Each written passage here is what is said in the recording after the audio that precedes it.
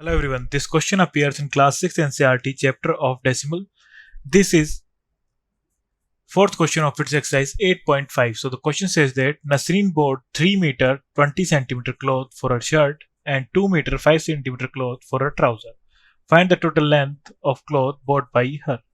So firstly हमें given है cloth of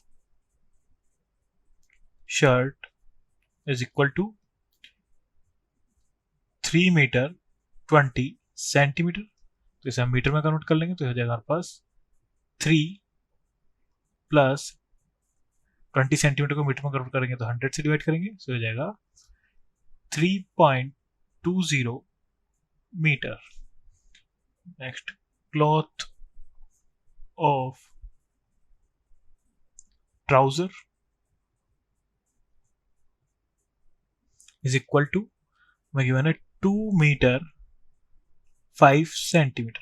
सो इसे भी हम मीटर में कन्वर्ट कर लेंगे. 2 प्लस 5 सेंटीमीटर को मीटर में कन्वर्ट करके 100 से डिवाइड कर देंगे तो हो जाएगा 2 plus 0.05 is equal to 2.05 metre.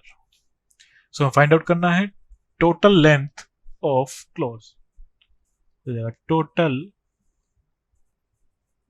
Length of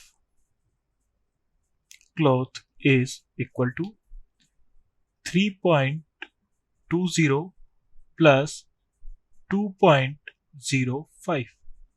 तो समझ आएगा हमारे पास 5.25 मीटर. सो टोटल लेंथ हो जाएगी क्लॉथ की 5.25 मीटर. Thank you.